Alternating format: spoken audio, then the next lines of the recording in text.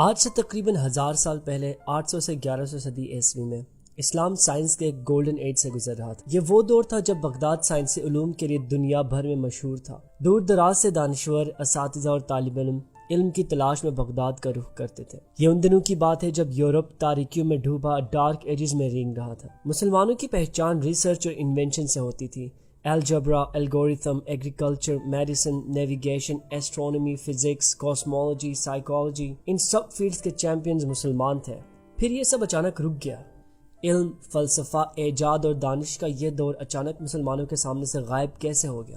نیل ڈیگراس Tyson کو موجودہ دور کا البرٹ آئنسٹائن بھی کہا جاتا ہے۔ ان کے مطابق اس کی بنیادی وجہ امام غزالی کا وہ دینی تفسیر ہے جس کا خلاصہ یہ ہے کہ نمبرز کے ساتھ کھیلنا یعنی میتھمیٹکس شیطان کا کام ہے۔ میتھ کائنات کی زبان ہے اور آپ سائنس میں سے میتھ کو ہرگز نہیں نکال سکتے۔ امام غزالی کے اس انٹرپریٹیشن کے بعد گویا کسی نے اسلامی سائنس کے گھٹنے کاٹ دیے اور اس حادثے سے اسلام آج تک ریکور نہیں ہو سکا۔ 1900 سے 2010 کے درمیان سائنس کے شعبے میں نوبیل پرائز حاصل کرنے والوں کو دیکھتے ہیں۔ پوری دنیا میں یہودیوں کی آبادی زیادہ سے زیادہ 1.5 کروڑ ہے، لیکن پچھلے 100 سال میں سائنس سے ریلیٹڈ نوبیل پرائزز میں 25% یہودیوں نے حاصل کیے۔ اس کے مقابلے میں مسلمانوں کی آبادی 1.5 ارب ہے، اور یہ نمبرز ہماری سائنٹیفک کنٹریبیوشن کو ریپرزینٹ کرتے ہیں۔ کیونکہ ہم پاکستان میں رہتے ہیں تو یہ ایک بھی یہاں سے نکال لیں۔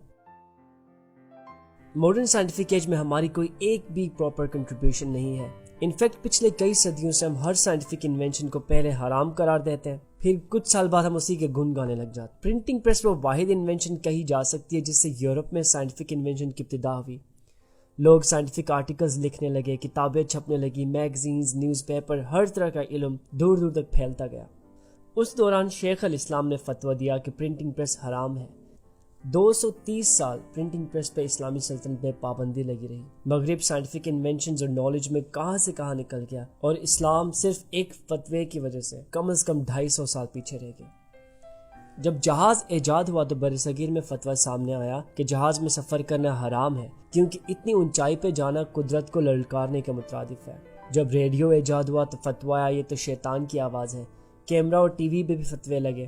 آج کوئی بلڈ ٹرانسفیوژن کو حرام قرار دے رہا ہے، کوئی ہیئر ٹرانسپلانٹ کو حرام قرار دے رہا ہے، تو کوئی جینیٹک انجینئرنگ کو حرام قرار دے رہا ہے۔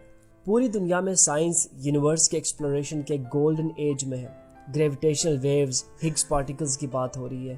لوگ ایکسپلور کر رہے ہیں، یونیورس کے کوانٹم سٹیٹ کے بارے میں پوچھ رہے ہیں، کاسمولوجی کے انفینٹی کے بارے میں سوال اٹھائے جا رہے ہیں، مارس کے سرفیس پہ ریسرچ ہو رہے ہیں، روبوٹک سرجریز پہ کام ہو رہا ہے۔ اور یہ صرف ایک چھوٹی سی جھلک ہے کہ دنیا سائنس کے میدان میں کہاں سے کہاں پہنچ گئی۔ ہمارے سائنٹیفک میچورٹی کا یہ لیول ہے کہ ایک بندہ پانی سے چلنے والی گاڑی بنانے کا دعویٰ کرتا ہے اور ملک کے بڑے سے بڑے سائنسدان اس کے پیچھے لگ جاتے ہیں۔ یہ آغا وقار صاحب جو ہیں یہ واٹر کے ساتھ، پانی کے ساتھ گاڑی صحیح چلا رہے ہیں یا کوئی فراڈ کر رہے ہیں ہمارے ساتھ؟ نہیں، کوئی فراڈ نہیں کر رہے، سامنے موجود ہیں، آپ سب لوگ ہیں، سائنسداں موجود تھے، ministry of science and technology کے لوگ تھے۔ ہمارے سائنٹیفک کوسچنز اور تھیوریز کا یہ لیول ہے کہ بابا جان کیا جنات بھی سائنسی ٹیکنالوجی سے استفادہ حاصل کر سکتے ہیں؟ کیونکہ بعض اوقات ایسا دیکھا گیا ہے کہ جب ہم لوگ سسٹم وغیرہ آف کر کے جاتے ہیں آفیسز وغیرہ کے، یا کوئی مشین وغیرہ آف کر کے جاتے ہیں تو اور صبح آگے دیکھتے ہیں تو وہ سسٹم وغیرہ آن ہوئے ہوتے ہیں، ان پہ کچھ کام بھی کیا جا چکا ہوتا ہے۔ اس کے بارے میں آپ کیا فرماتے ہیں؟ ثابتة ام تتحرك؟ ثابتة ولا تتحرك؟ بالحقيقة الذي عليه علماؤنا كالشيخ الإمام عبد العزيز بن باز، الشيخ صالح الفوزان حفظه الله تعالى، أن الأرض ثابتة لا تتحرك۔ بابا یہاں پہ موبائل چارج کرنے کا بہت مسئلہ ہے، تو امیر علیہ سنت دامت برکاتہم العالیہ نے ان کا ہاتھ میں ہاتھ لیے، تقریباً 11 سے 12 منٹ ان کے ہاتھ میں ہاتھ باپا کا تھا۔ الحمدللہ اس کی برکت سے آج تقریباً مارچ کی 12 تاریخ ہے، اور الحمدللہ جنوری سے لے کے یہ مارچ تک ان کو موبائل چارج نہیں کرنا پڑا۔